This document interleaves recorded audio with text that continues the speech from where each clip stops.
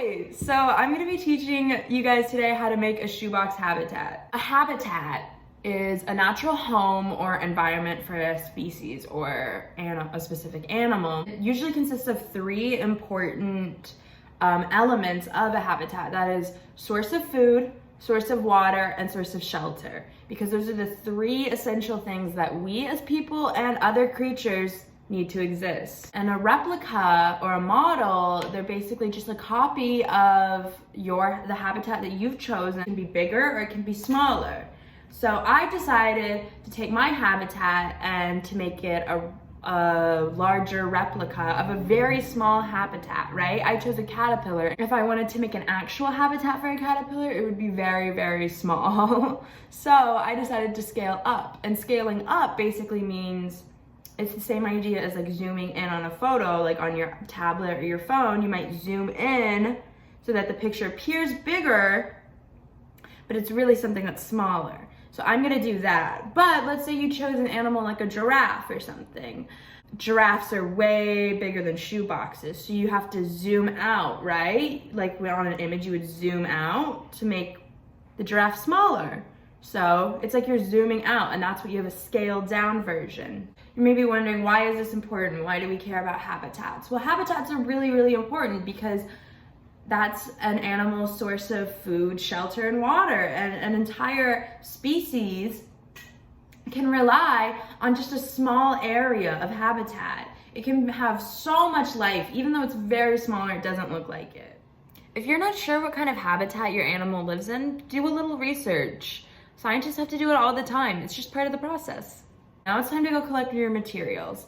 If you have a little yard, that's great, a backyard, a park down the street, or even just like a patch of grass in front of where you live, you can find anything. Keep in mind though, that you want something that'll provide the three essential parts of a habitat. That is source of food, source of water, and source of shelter. And remember, be sure to not pick anything new. We want to preserve the habitats and living spaces for the animals that are just in our yard. And I hope while you look around and collect materials, you pay attention to the different animals and creatures and habitats that exist in just your backyard or in front of your house or just in your neighborhood or at the park.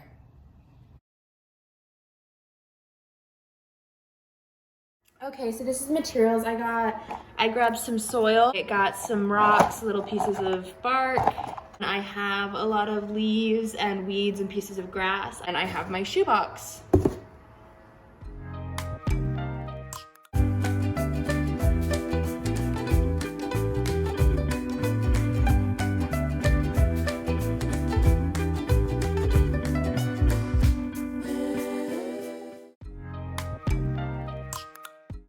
Okay, so now that we've finished our beautiful shoebox habitats, we can clean up. Clean up super easy. If you have materials that you borrowed from nature, guess what you can do? You can put them back in nature. You can either keep your shoebox or you can dump everything back outside within reason.